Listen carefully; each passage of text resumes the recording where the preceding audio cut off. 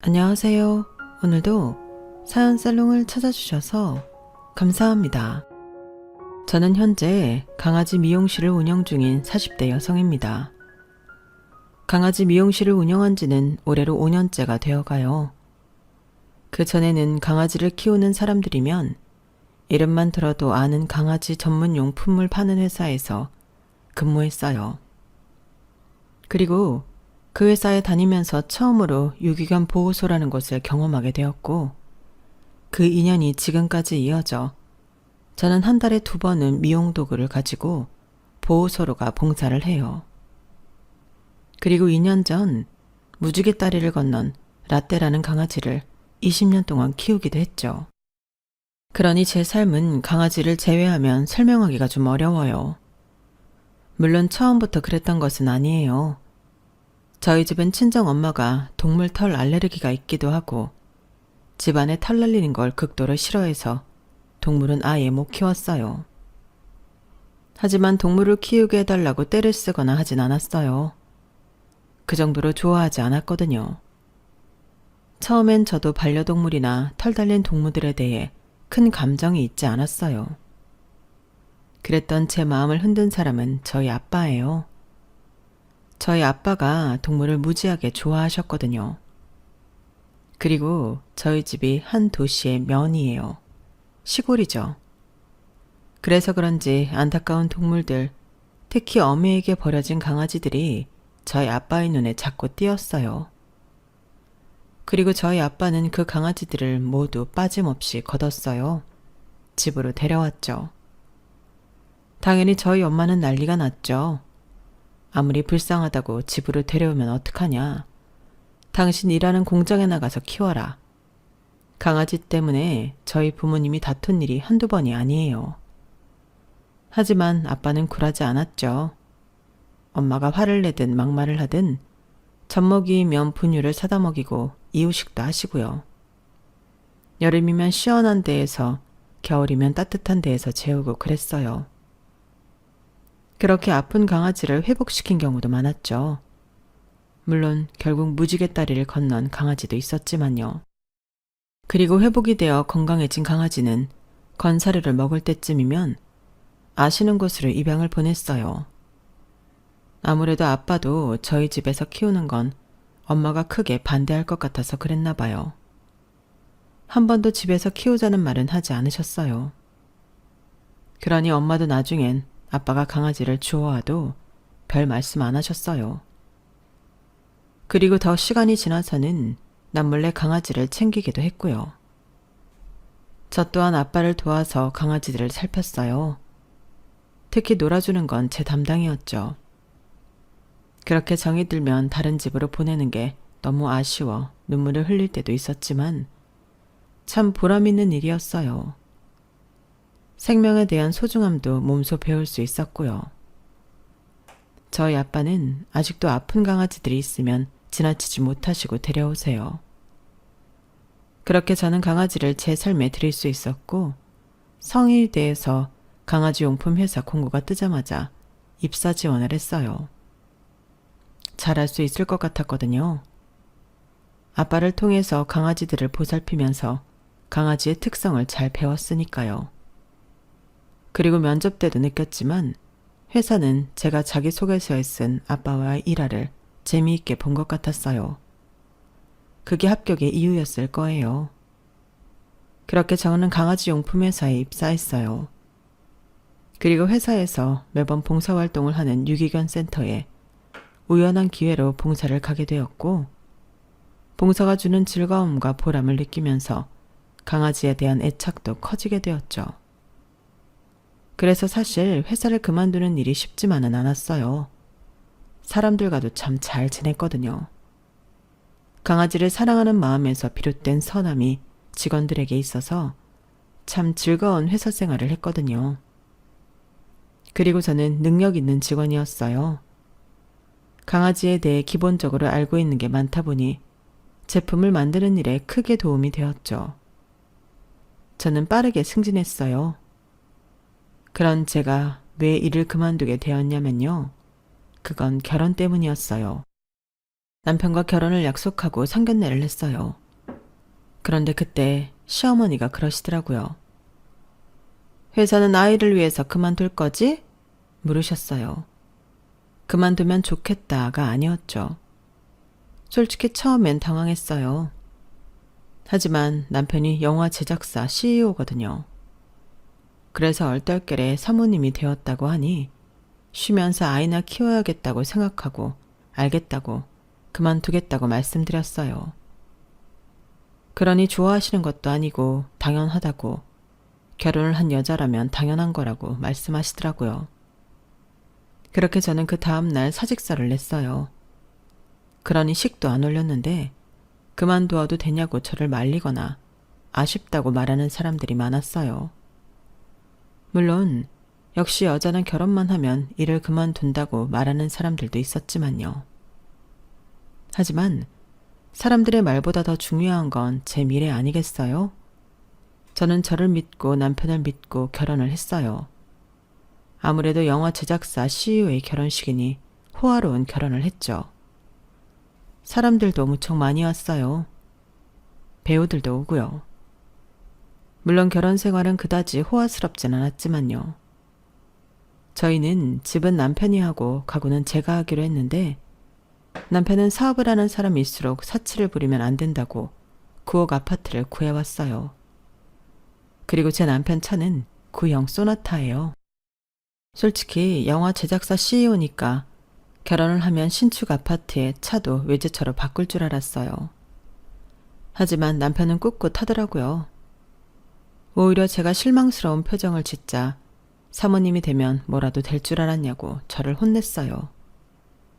그리고 남편이 주는 생활비는 제가 생각한 것보다 적었죠. 달에 100만 원 정도였거든요. 그걸로 제 휴대폰 요금도 내고 보험비도 내고 강아지 용품도 내고 장도 보고 해야 했어요. 가끔 친구를 만나 커피를 마시기도 부담스러웠죠. 그리고 1년 뒤 제가 아들을 낳고도 남편은 달에 100만 원만 주었어요.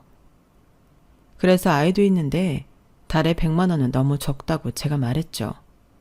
그러니 50만 원만 더 보내주더라고요. 몰랐는데 당신 너무 사치 부리는 거 아니야? 달에 150만 원이면 됐지. 아무리 애가 있다고 해도 말이야. 당신 밖에서 일해봐서 알잖아. 50만 원 벌기가 얼마나 힘든지 알잖아. 그런데 말만 돈 더 달라고 하고 집에서 놀면서 돈 꼬박꼬박 받으니까 좋지. 그리고 지금 우리 회사 어려워. 아니, 영화 제작사 자체가 요새 어려워. 알긴 해? 영화 제작사 사모님이라는 사람이 회사 운영이 어떤지는 알지도 못하고 내내 돈 달라, 돈 달라. 이거 나한테 너무 못할 짓 아니야? 그 말을 하길래 저는 결심했어요. 돈을 벌기로 말이에요. 저는 제가 할 수 있는 일이 뭘까 싶다가 제가 키우는 라떼 미용을 제가 하거든요. 포메리안이라고 장모종인데 강아지 미용실 가는 비용이 아까워서 제가 있어요. 그 생각이 나면서 강아지 미용사가 되어야겠다고 생각했어요. 그래서 없는 돈을 털어 학원에 다녔죠. 그리고 다음 해에 가게를 오픈했어요. 가게는 아빠에게 부탁해 돈을 빌렸어요. 사실 남편에게 미용사 자격증을 딴 뒤에 강아지 미용실을 운영하고 싶다고 말했는데요. 들은 채도 안 하더라고요. 난 돈 없어. 하고 싶으면 당신 돈으로 해. 없으면 장인어른한테라도 빌리든가. 내가 말했지? 지금 회사 어렵고 모든 영화 회사가 어렵다고. 투자자 찾기 바빠 죽겠는데 당신이 하고 싶어하는 그 개미용실 해줄 돈 없어. 그리고 벌면 이제 생활비는 안 줘도 되는 거지? 저는 그 말에 기가 차서 그 이후에 강아지 미용실에 대해서는 남편에게 말하지 않았어요. 오픈할 때도 남편에게 말하지 않았죠. 그리고 남편은 오픈한 달부터 생활비를 주지 않았어요. 저는 죽어라 홍보해서 겨우 생활할 수 있었죠. 하지만 남편의 속내를 알고 보니 다 거짓말이었어요. 영화 제작사가 잘 안 된다는 말도 투자자가 없다는 말도 돈이 없다는 말도 다 거짓말이었죠. 그걸 남편은 평생 저에게 숨길 생각이었나 봐요. 그런데 제가 어떻게 알게 되었냐면요. 제가 사실 올해 이혼을 했거든요. 지금 9살, 7살짜리 두 아들과 생활하고 있어요. 저희 부부는 소송을 통해 이혼을 했는데 그 과정에서 알게 된 남편의 재산이 꽤 많더라고요. 그 덕분에 저는 꽤 짭짤한 위자료와 양육비를 받을 수 있었어요. 저희 부부가 어떻게 이혼했는지 대충 그려지시나요? 하지만 그것보다 더한 일들로 저희 부부는 이혼했어요. 지금부터 차근차근 설명드릴게요. 그러기에 앞서 저희 부부가 어떻게 만났는지 알려드릴까요? 저희 부부는 한 영화사 시사회에서 처음 만났어요. 그 당시 저는 2년 정도 만난 남자친구와 헤어져 시름시름 앓고 있었거든요. 그런 저를 보고 팀장님이 저에게 영화 시사에 표를 주셨어요. 그러면서 반차를 쓰고 퇴근하라고 하셨죠. 그래서 화창한 수요일, 아직도 기억나요. 화창한 수요일 저는 퇴근을 했어요. 반차를 처음 써봐서 그때 퇴근을 하면 바깥이 무척 조용할 거라고 생각했는데 바깥은 그 나름의 시간으로 바쁘더라고요. 참 신기했어요. 우물 안에 개구리가 된 기분이었죠. 그리고 바깥 공기가 얼마나 시원하고 좋은지 아직도 그때의 기분을 잊을 수 없어요. 그렇게 좋은 기분으로 저는 영화 시사회에 갔어요. 사람이 무척 많더라고요. 커피 한 잔을 카페에서 포장해 좌석에 앉았어요. 이 영화 시사회는 영화를 보기 전에 하더라고요. 그래서 제작사 직원들이 무대에서 준비를 하고 있었어요. 그때 한 사람이 제 눈에 띄었어요. 장발에 머리를 질끈 묶은 남자가 이리저리 분주히 움직이고 있더라고요. 검은 바지에 검은 니트, 검은 뿔테 안경을 쓰고 있었죠. 저는 저 남자에게선 분명 시원한 남자 향수 냄새가 날 거라고 확신했어요. 그러면서 그 남자를 계속 빤히 보고 있었죠. 그러다 눈이 마주쳤는데 왠지 피하고 싶지 않더라고요. 그런데 그 남자가 고개를 꾸벅하고 인사를 하는 거예요. 저는 제가 아니라고 생각했어요. 그리고 그 뒤로 남자와 계속 눈이 마주쳤어요. 아니, 마주친 게 아니라 전 계속 보고 있었고 남자가 저를 힐끔힐끔 본 거죠. 그리고 시사회가 시작되었어요. 배우들이 무대로 올라왔죠. 영화에 대한 설명을 대략 했어요. 그런데 전 아무것도 안 들렸죠. 우습게도 무대 밑에 있는 그 남자만 보고 있었어요. 영화가 시작되었는데 집중도 안 되었어요. 어서 영화가 끝나기를 바랐죠. 2시간 30분 정도의 러닝타임이 끝나고 저는 후다닥 그 남자에게 갔어요. 그리고 정확히 뭐 하는 사람인지도 모르는데 대뜸 번호를 물었죠. 그런데 남자가 번호를 주더라고요. 그러더니 우습게도 저녁을 먹자는 거예요. 하지만 더 우스운 사람은 제가 아니겠어요? 그래서 알겠다고 했죠. 밖에서 기다리겠다고요.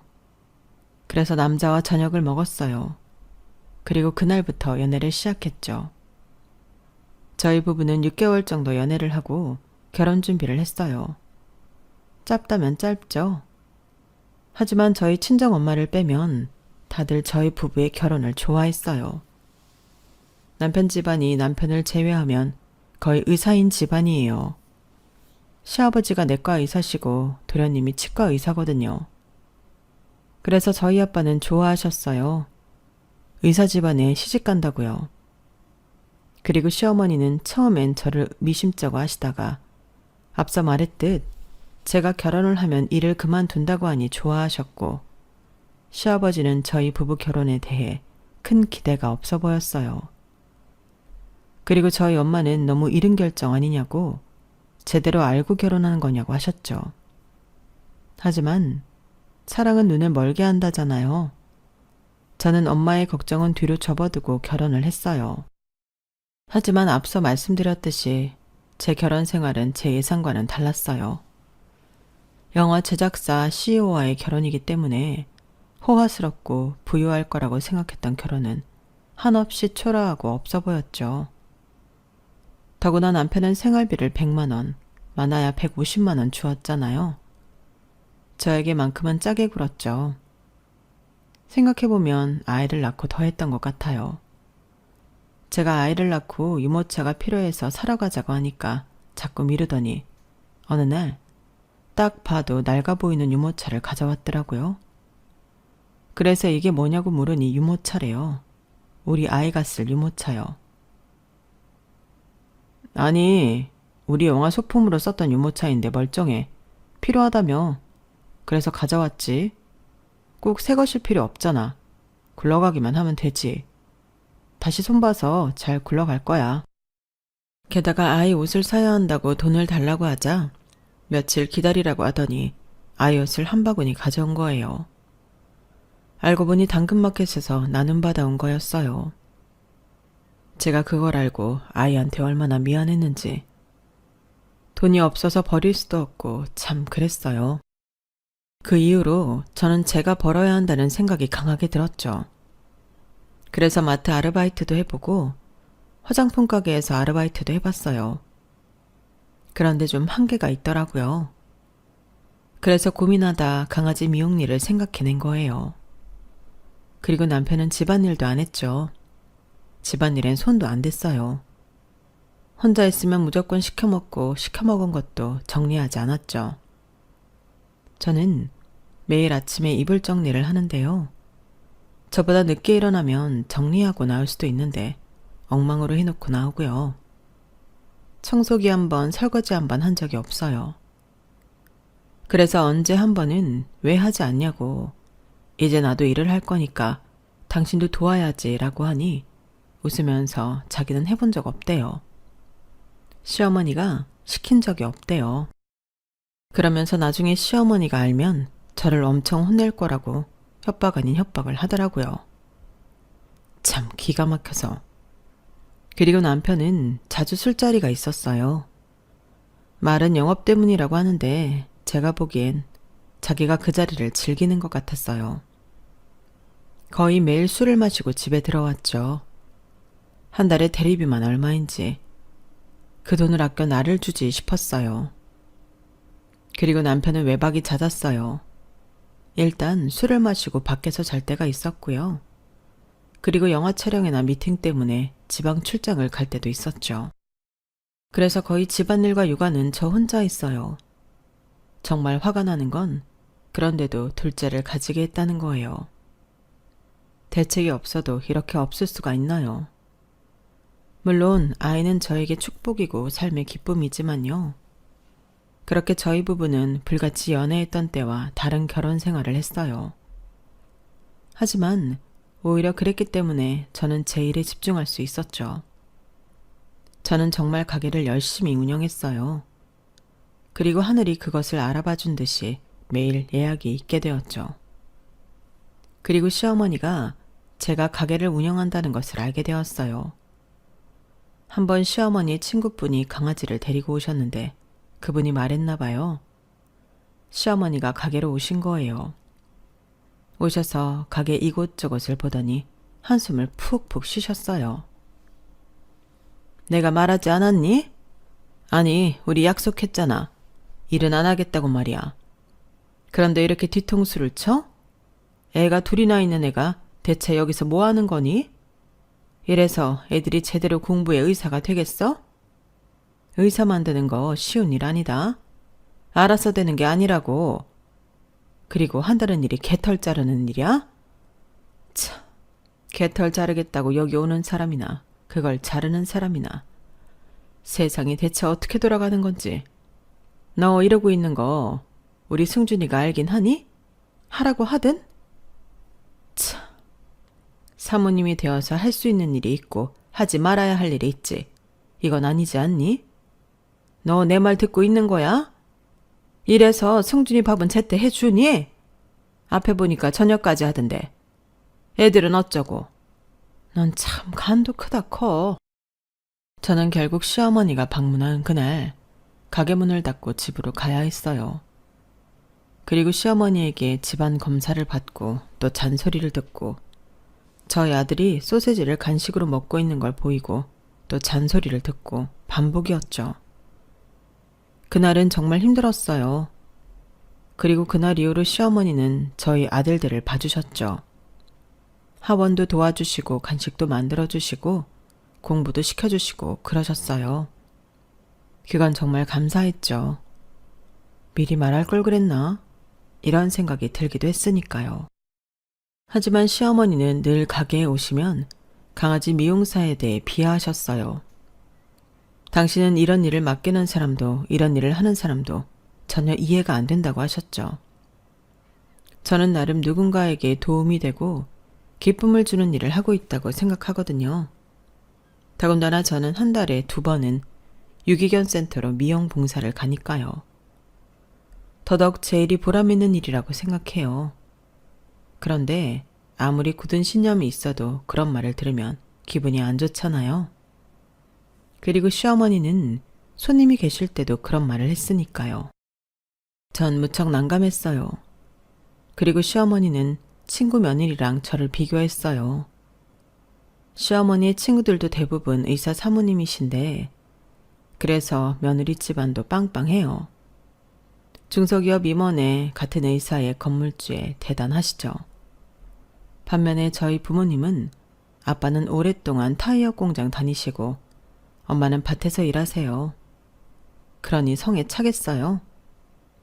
그리고 시어머니는 자기 친구들 며느리들은 얌전히 집에서 살림한다고 저랑 비교하셨어요. 그리고 시어머니가 말하는 거 보면 시어머니는 제가 일을 하는 것도 싫지만 남편보다 많이 벌까봐 걱정하는 것 같기도 했어요. 매번 제 수입이 어떤지 물어보셨거든요. 그러면서 털 좀 자른다고 그 돈을 받냐고 또 비하하셨죠. 그리고 시어머니는 저희 아들들이 시아버지와 도련님처럼 의사가 되기를 바라셨어요. 대를 잇길 바라셨죠. 그래서 저보고 학원을 더 늘려야 한다고 하시며 직접 학원도 알아보려 다니시고 애들 쉬지도 못하게 공부를 시키고 그러셨어요.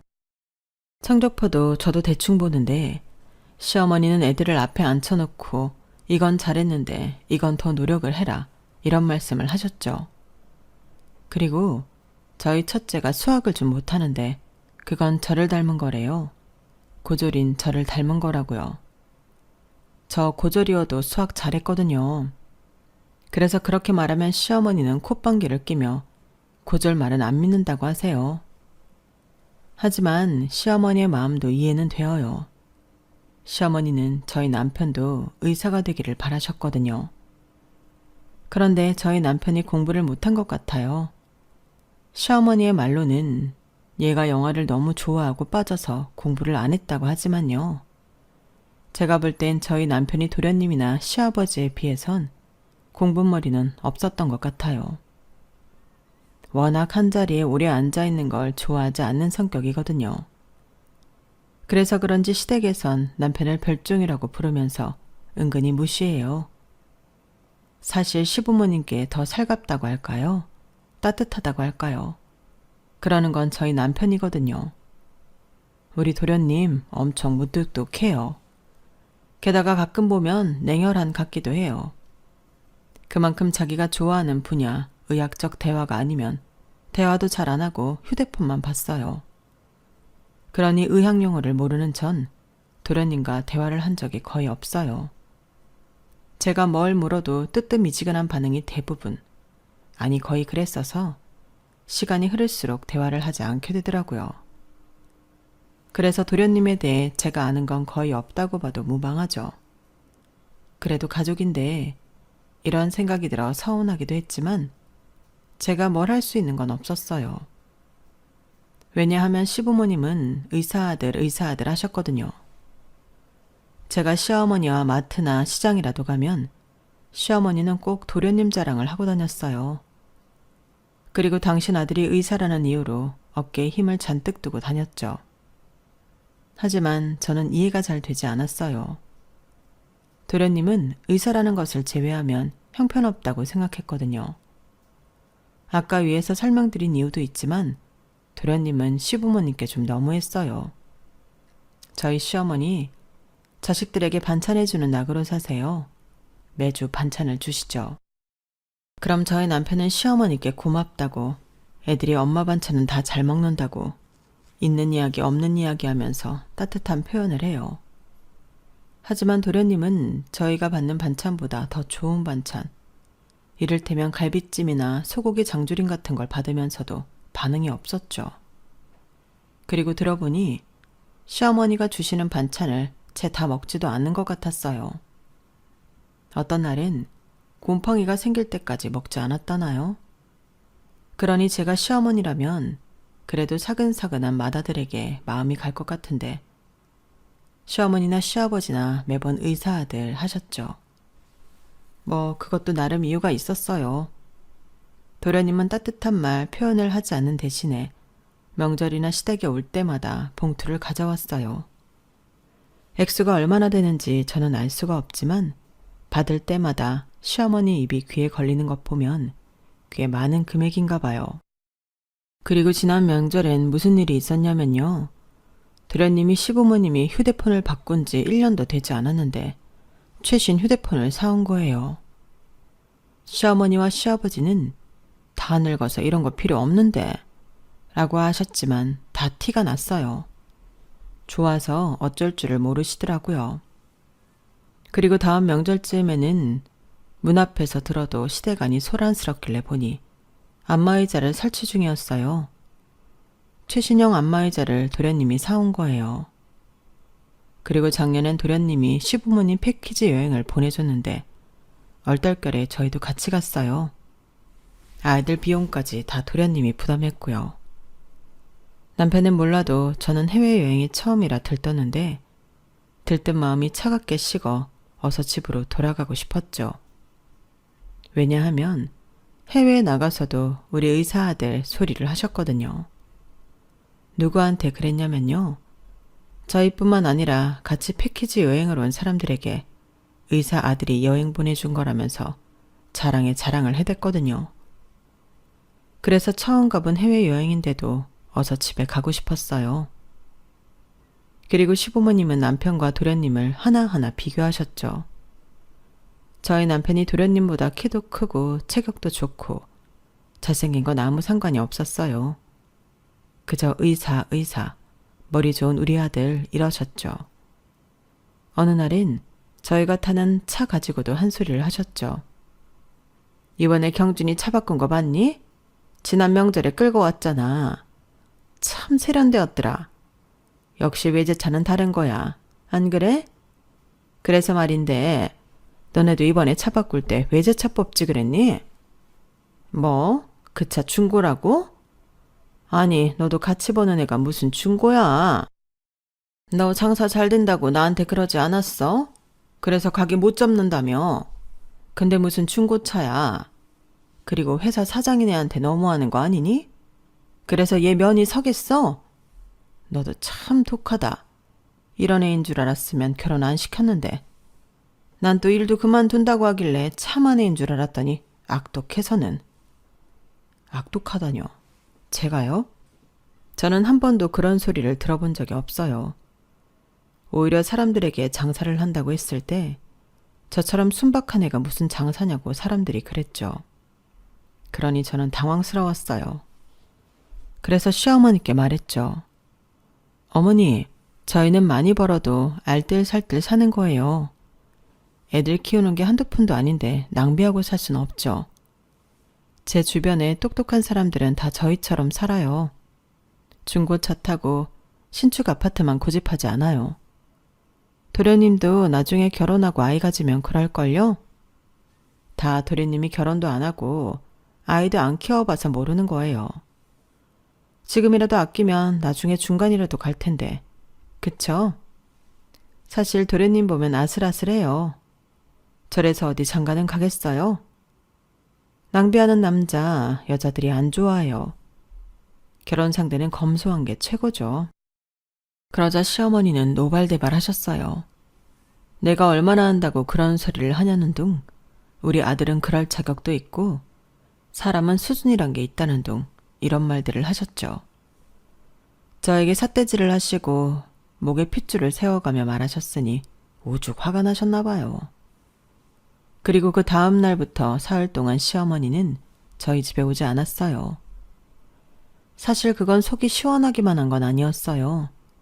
저는 출근을 해야 하고 누군가 애들을 봐주면 좋은데 시어머니가 아니면 부탁할 사람이 없었으니까요. 그래서 아이들은 제 가게에서 간식을 먹거나 공부를 해야 할 때도 있었죠. 정말 여기저기 신경 써야 해서 죽을 맛이었어요. 저희 아이들도 강아지를 무지 좋아하거든요. 그래서 고객으로 온 강아지를 만지려고 할 때가 종종 있었어요. 그럴 때마다 하지 말라고 어르고 달래는데 정말 죽을 맛이었어요.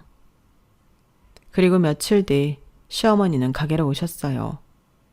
몇 번의 전쟁을 치르고 나서여서 저는 책상에 엎드려 있었어요. 그런데 시어머니가 저에게 아이스 커피를 건네더니 픽 하고 웃는 거예요. 우리 아들 결혼한다? 그리고 그렇게 말했죠. 꼭 당신 아들이 도련님 하나만 있는 것처럼 군다고.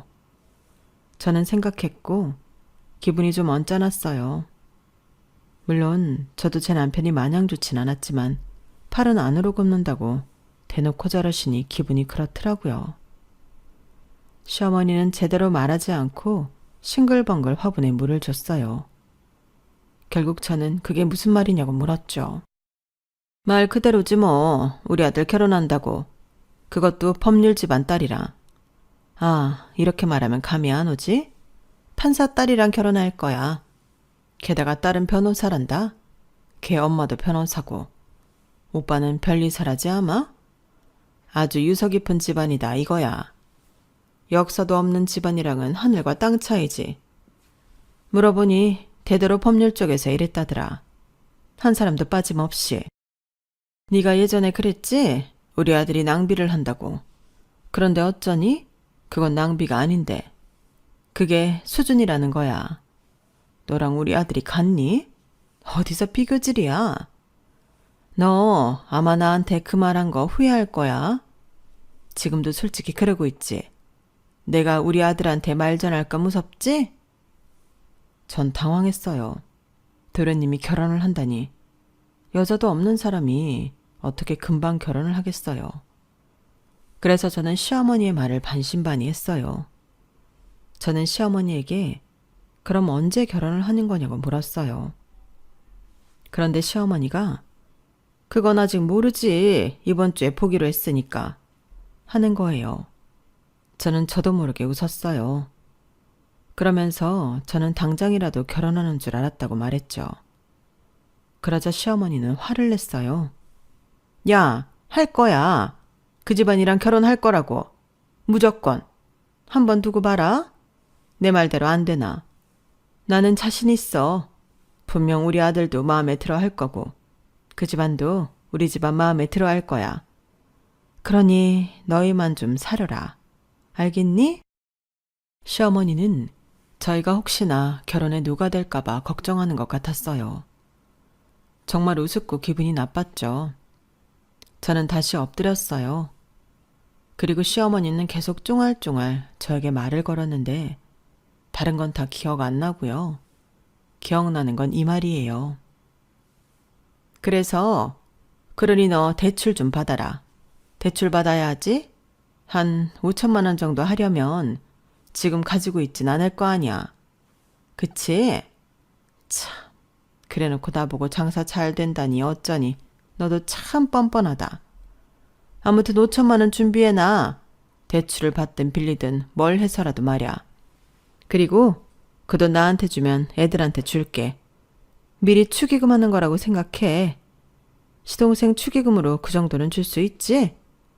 그리고 어차피 결혼식 당일엔 바빠서 돈 주지도 못해. 그리고 그 5천만 원을 축의금 상자에 넣을 수도 없잖아? 그러니까 나한테 줘. 알겠지? 제가 왜요라는 말이 입 밖으로 나올 것 같았어요. 하지만 결국 저는 고개를 끄덕였죠. 그리고 도련님이 판사 딸과의 선을 보고 일주일이 지났어요. 시어머니가 또 살랑살랑 춤을 추며 가게로 들어왔죠. 들어와서 하는 말이 정말 결혼 날짜를 잡았다는 거예요. 시어머니는 의기양양하게 말했어요. 그러면서 상견례는 내일 하기로 했다고, 예물과 예단은 이런 걸 할 생각이라고, 명품 가방이며 명품 시계며 값비싼 이불까지 종이에 적혀 있었어요. 그러면서 시어머니는 다시 한번 저에게 5천만 원에 대해 얘기했죠. 전 모든 생각이 끝난 뒤였어요. 그래서 흔쾌히 싱글벙글 웃으며 은행에서 5천만 원을 대출받아 시어머니에게 드렸죠. 그래, 이래야지. 너도 이제 줄을 잘 타야 해. 보석 박힌 동아줄이 뭔지 이제 알겠지? 네, 전 알고 있었어요. 무엇이 저를 살려줄 동아줄인지 말이에요. 그리고 그 동아줄은 아주 작은 인연 덕분이었어요. 인연이라는 게 참 부질없는 것 같으면서도 귀해요. 색즉시공이라는 말도 있잖아요. 모든 존재는 인연에 따라 만들어진다는 반야심경에 나오는 말이죠. 저는 평소에 사람이나 인연이 저에게 크게 도움이 되지 않았다고 생각했는데 그건 큰 착각이었어요. 정말 모든 존재는 인연과 깊은 연관이 있는 것 같아요. 그걸 나이가 40이 넘어서 실감했네요. 몇 달 전 가게에서 일을 하고 있던 저는 아들의 전화를 받았어요. 원래는 바빠서 받지 않으려 했는데 왠지 급한 일일 것 같다는 생각이 들었어요. 전화를 받자마자 아들이 그러더군요. 집에 어떤 아줌마가 있다고요. 처음엔 그게 무슨 말인지 몰랐어요. 근데 아들이 화를 내는 거예요. 집에 이상한 아줌마가 있다고. 아들은 그 사람이 누군지 어떤 존재인지 아는 것 같았죠. 그래서 저는 집으로 달려갔어요. 현관문 앞에 아들이 있더군요. 안에서 못 나오게 막고 있던 모양이에요. 그 조그만 아이가 말이에요. 저는 아이를 뒤에 숨기고 문을 열었어요. 그러자 쿵 하고 소리가 났어요. 놀라서 들어가 보니 저보다도 더 놀란 남편과 여자가 남편과 같이 대표 자리에 있으며 남편의 동창인 여자가 있었죠. 꽤나 가벼운 옷차림으로 말이에요. 남편이 어떻게 왔냐고 묻는 걸 보니 밖에 자기 아들이 있는 줄 몰랐나 봐요. 참 무딘 사람이에요. 멍청하고요. 그래서 저는 아들의 전화를 받고 왔는데 지금 내 집에서 뭐 하는 짓이냐고 물었어요. 그러자 남편은 미안하다는 말 없이 그냥 아무 말도 안 했어요. 그리고 그 둘은 옷을 입더니 저를 지나쳐 집을 나섰죠. 저는 그 자리에서 울지 않으려고 애를 썼고 아이에게 집에서 동생을 기다리라고 말했어요. 그리고 가게로 가서 다시 일을 했죠. 어쩔 수 있나요? 생계가 제 자존심보다 중요하죠. 제 결혼 생활보다도요. 하지만 저도 여자라서 여자인지라 가게 마감을 하는데 눈물이 나더라고요. 결혼을 하겠다고 했을 때 친정 엄마의 말도 생각이 나고요. 저희 엄마 저를 무척 걱정했어요. 너무 이르게 결혼을 결정한 것 아니냐면서 말이에요. 맞아요. 맞네요. 저는 너무 어리석게 결혼을 결정했어요. 6개월이란 시간은 결혼을 하기에 부질없이 짧은 시간이었어요. 그래서 후회했어요. 아이들에게 미안하지만 정말 결혼을 후회했어요. 그리고 반성도 했어요. 너무 조급했던 그 당시를 반성했죠. 그래서 울다가 결국엔 냉장고에서 소주를 꺼내 마셨어요. 시간이 11시가 훌쩍 넘어갔어요. 이제 아이들을 위해서 집에 들어가야 하는데 도무지 엄두가 나지 않았어요. 남편이 있을 것 같았거든요. 저는 남편을 마주치는 게 제가 피해자인데도 두려웠어요. 그때 누군가 가게로 들어왔어요. 매달 오시는 손님이었어요. 하지만 이 손님은 다른 손님과는 달랐어요. 왜냐하면 이 손님은 제가 임보한 유기견을 입양한 손님이기 때문이에요. 이 손님과 저는 그 일로 무척 친해졌어요. 원래 입양을 보내면 사후 관리라는 목적으로 조금 감시를 하곤 하거든요. 쉽게 말하면 자주 연락을 하며 강아지의 안전을 살핀다는 말이에요. 혹여나 방지하지 못한 학대가 없는지 확인하고요. 그런 과정 중에 친해졌네요. 손님은 알아서 사진을 보내줘서 더 편했어요. 그리고 손님은 집에 오라고 하기도 해서 집에서 강아지의 안전을 다시 한번 확인할 수 있었죠. 손님은 저와 같은 입양 보내는 사람의 심정을 이해하고 있는 것 같았어요. 그런 손님이 저보고 이렇게 늦은 시간까지 왜 문을 안 닫았냐고 묻다가 제가 울고 있는 걸 보고 깜짝 놀라더니 제게 달려왔어요. 그러면서 무슨 일이냐고 묻길래 저도 답답했는지 술술 이야기했어요. 잘해준 것도 없는 남편의 바람과 뻔뻔함에 대해서요. 그러자 손님은 분노했어요. 분노하면서 자기가 도움이 되고 싶다는 거예요. 그래서 사설 탐정을 저에게 소개시켜 주었고 휴대폰의 위치 추적 어플을 까는 법, 미행을 하면서 안 걸리는 방법 등을 알려주었어요. 그리고는 자기가 아는 유능한 이혼 변호사를 소개해 주었죠. 그래서 저는 그 손님이 알려준 방법으로 증거를 모으기 시작했어요. 그리고 저는 남편의 오래된 비밀을 알게 되었죠. 사설 탐정의 말로는 남편과 동창은 하루 이틀 된 사이가 아니었어요. 사설 탐정은 저에게 남편과 동창은 대학교를 같이 다니던 시절부터 연인 관계를 이어왔다고 말했죠. 영화과에서 유명한 커플이었다고요. 남편이 대학을 졸업하고 곧장 미국으로 유학을 갔는데 그때도 함께였어요. 총 3년의 유학 생활을 같이 했죠. 그리고 남편이 군대에 가기 위해 한국에 왔고 동창은 2년을 더 공부했어요. 그리고 남편이 군대에서 졸업하면서 결혼을 약속했죠. 그런데 시댁에서 반대가 심했던 모양이에요. 워낙 거침없는 남편이 연애 시절부터 동창을 시댁에 공개했는데 그때부터 싫어하셨다고 해요. 영화쟁이는 너뿐이면 충분하다는 이유였어요. 저희 시댁이라면 그런 말을 하고도 남았죠. 저희 남편 덕분에 영화는 질색하는 사람들이니까요. 그래서 극심히 반대해 헤어지고 남편이 무척 힘들어했어요. 주변 사람들의 말에 의하면 수면제를 과다 복용한 적도 있었어요. 찐사랑이었다고 해요. 그런 남편이 저랑 결혼하는 게 의외이지 않나요? 사설 탐정은 연막작전이라고 했어요. 동창과 계속 인연을 이어가기 위한 대비책이요. 남편과 제가 인연이 된 게 9월, 남편이 영화사를 차린 게 그해 2월이거든요. 사실 탐정은 2월에 동창과 회사를 차리고 집이 발칵 뒤집혔을 것이고 이를 막기 위해 저를 선택했을 거래요. 저는 그럴 리가 없다고 남편과 저는 운명처럼 만났다고 말했어요. 정말 사랑해서 결혼한 거라고요. 그러자 탐정이 고개를 절레절레 저었어요.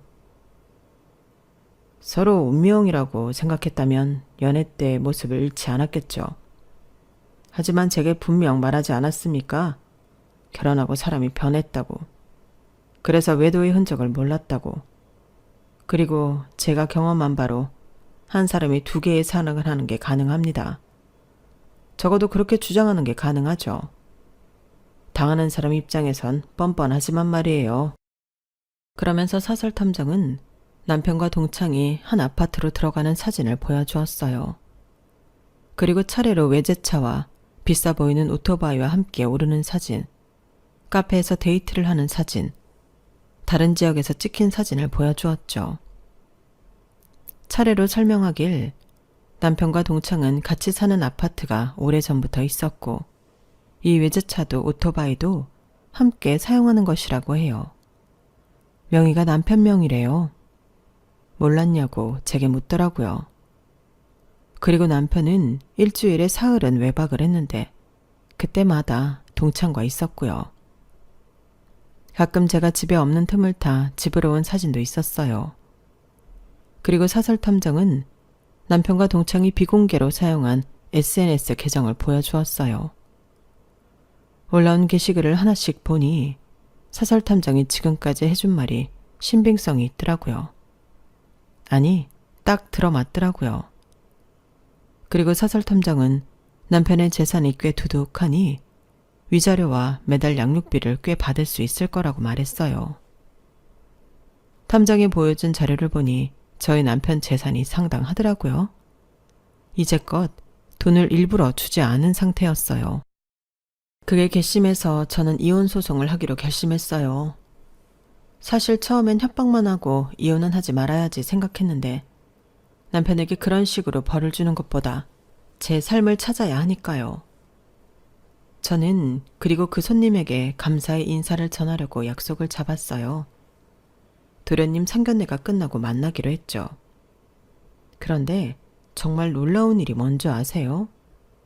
저희 도련님 상견례를 하려고 식당에 들어가 앉았는데 뒤이어 오는 사람이 그 손님이었어요. 그 손님이 도련님 맞은편에 앉았죠. 도련님의 신부감이 저에게 이혼을 위해 이것저것 알려준 바로 그 손님이었어요. 저는 너무 놀라서 손이 벌벌 떨렸어요. 상견례가 어떻게 끝났는지 기억도 잘 나지 않아요. 그리고 약속한 시간에 그 손님을 만났는데 그 손님과 저는 만나서 10분 동안 무슨 말을 하지 못했죠. 그 손님이 먼저 물었어요. 잘 해결되었냐고요. 그래서 도련님 결혼식 이후에 이혼 소송 이야기할 생각이라고 말했어요. 그러자 손님이 결혼식 전에 이혼 소송 하라고 하는 거예요. 그게 충격이 더 클 거라고 배려하지 말라고 하더라고요. 하지만 어떻게 그래요? 손님 결혼식이기도 한데. 그렇게 말하자 손님은 결혼 안 할 거래요. 이혼 소송 이야기하면 말해달라고 했어요. 그때쯤 자기도 파혼하겠다고요. 그렇게 저희는 여자의 의리를 지킬 수 있었어요. 그리고 저는 정한 대로 도련님 결혼식 일주일 전에 시댁을 찾아갔어요. 어머니, 저 이혼하겠습니다. 애들 아빠랑요. 올해 심사숙고해서 내린 결정입니다. 그리고 이혼은 합의하지 않고 소송할 생각입니다. 어머니도 아시는 사람과 남편이 외도를 했어요. 남편과 아주 오래 연애한 동창 아시죠? 지금 영화 제작사 공동대표로 있고요. 그 사람이랑 결혼하기 전부터 만나고 있었어요. 전 사기 결혼 당한 겁니다. 아니, 저는 이 더러운 관계의 방패로 쓰였어요. 너무 억울하고 제가 불쌍해서 이혼 안 해주려고 했는데 안 해준다고 안 만날 것 같지도 않고요. 아시잖아요? 저 사람 능구렁이 같은 거. 사과 몇 번 하고 다시 이 관계 이어나갈 거 뻔하잖아요. 그리고 요새 이혼이 흠인가요? 자기 인생이 먼저죠. 그래서 저도 제 인생 찾기로 했어요. 이제라도 찾아야죠. 그리고 저 사람 재산이 좀 많더라고요. 최대한 빈털터리 만들어서 이혼할 생각입니다. 뭐 어차피 어머니나 아버님이나 저희 집 재산엔 관심 없으시겠지만요. 제가 그렇게 말하자 시어머니는 놀라지도 않고 남편을 노려봤어요. 그러게 내가 만나지 말랬지.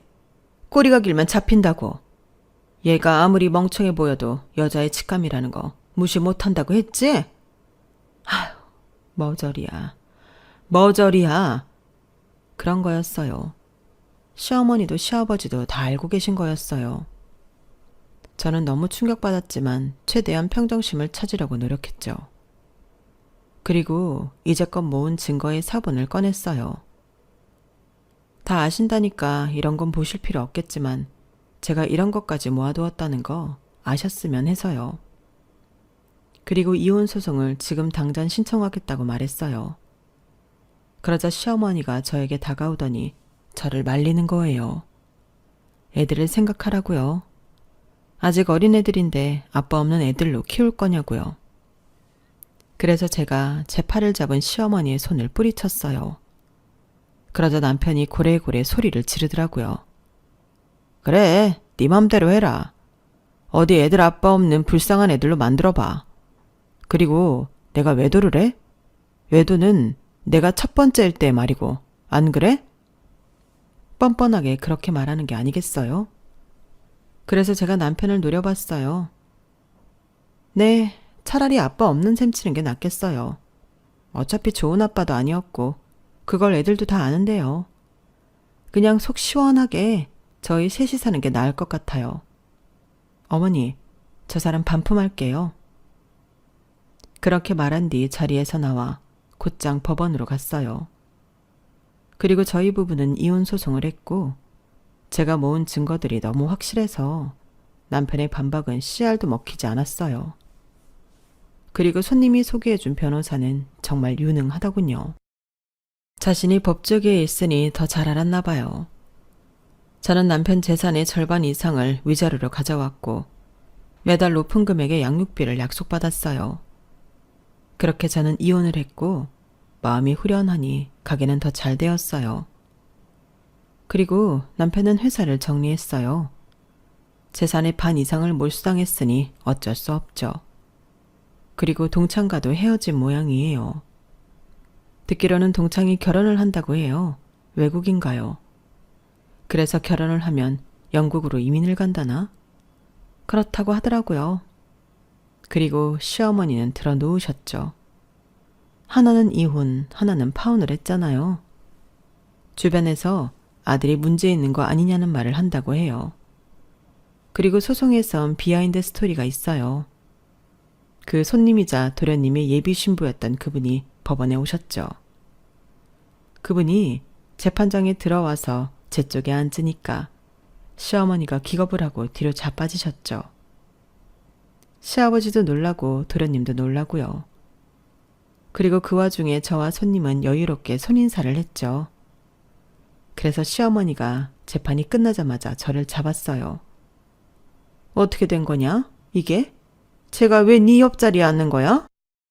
어머니, 인연이란 건 참 신기해요.